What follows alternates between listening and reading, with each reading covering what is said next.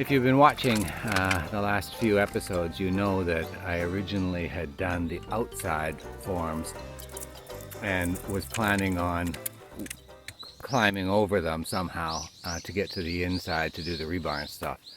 And I switched that around, and as you can see, it's really difficult to get inside there now that the sides are closed off. But don't have to get in there too much.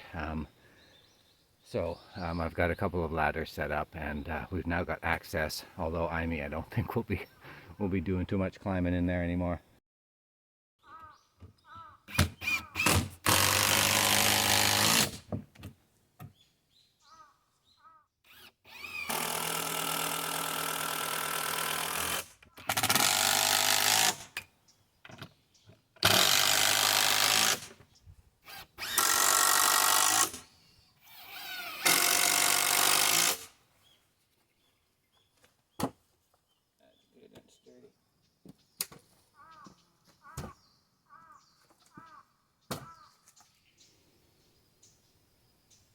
Amy cut the 2x4s for these sawhorses yesterday, and she's not up here today, taking another little break, so I put them together, and now they're going to be useful. I have got lots of old forms that will be great tabletops for putting on top of those sawhorses. So now I've got a good working surface up there.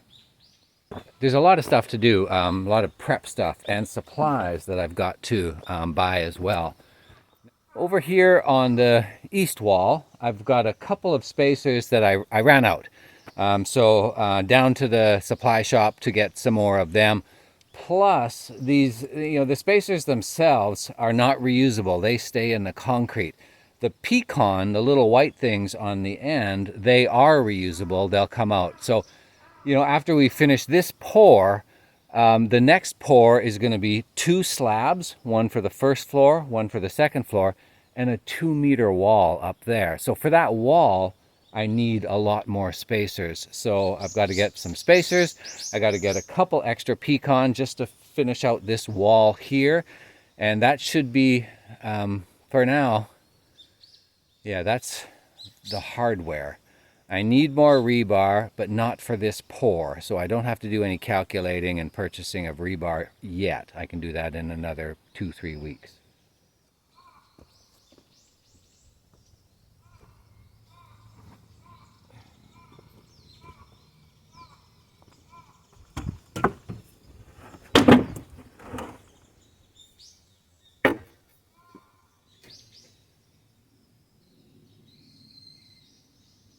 So I want to show you this. This is Ridin A. It's called. It's anchor glue, and it gives you step-by-step instructions. First of all, it's good for rebar. It's good for screws, concrete screws. Good for rebar, etc. You drill your hole, and in my case, I've got a 16 mil drill bit, 16 mil rebar, and therefore I got the 16 mil capsule. You drill your hole, you clean it out, you wire brush it out, you stick the capsule in, you put your rebar in, and you hammer it down. And look at how these just look diabolical. Come on. Look at that. Does that look space age or what? It's glass. Okay, you stick it in there, you hammer the rebar down on top of it, it shatters. It all mixes up, and it cements the rebar in there permanently. I don't know what the ingredients are, but I just think it looks diabolical.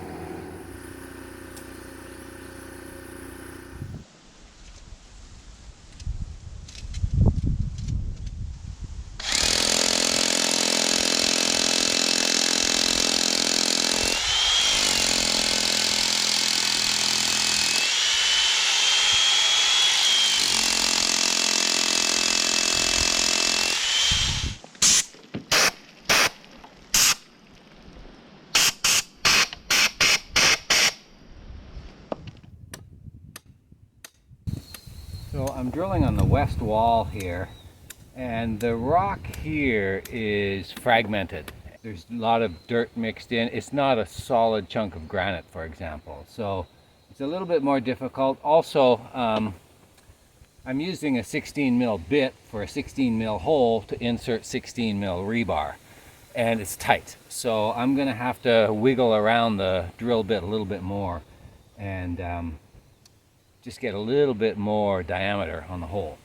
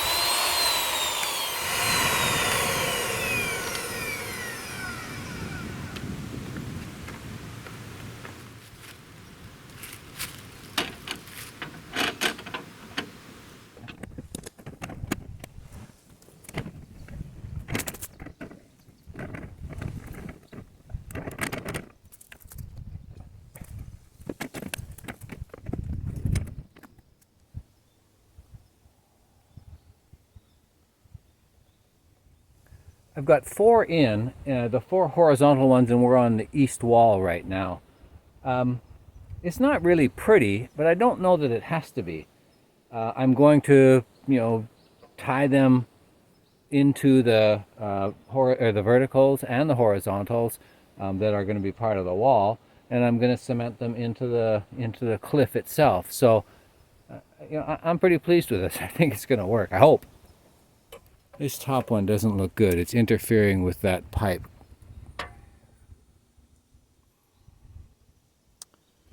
I'll shorten that. I'll put it back that way. I've been delaying this for oh, probably an hour or so. I'm just hesitant to put those diabolical glass vials in the hole. I really don't know what's going to happen, but let me just do it, get it done with. And so the checklist: we've drilled the hole, check. We've used a wire brush and cleaned it out, check. We have used a high pressure air hose and blown it out, check. We have measured the depth and we know that we're getting about a foot in there, check. And we have pre-positioned the rebar inside the hole, that 1 foot, check. And now we're going to remove the rebar, insert the diabolical glass vial, and put the rebar back in and hammer it in with the mini sledge here. So let's do it. Now, I hope you just kind of slide right in there. You do. Hold on. The vial is in the hole all the way. It went in that far, and the vial itself is that long, so it's in there a foot.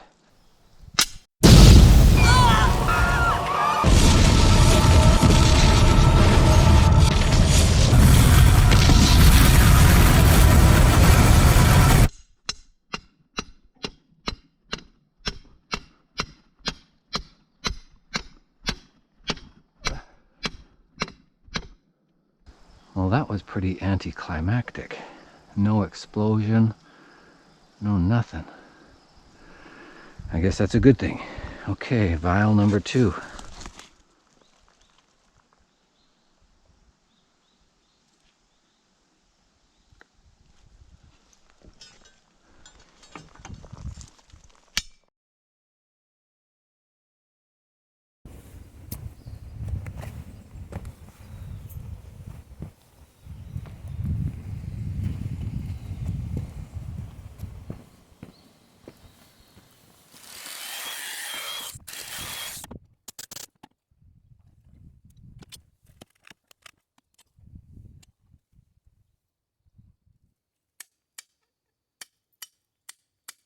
Well, now I've got the east and west walls fixed to the mountain. To be fixed to the mountain. But I think the heavy lifting is done now.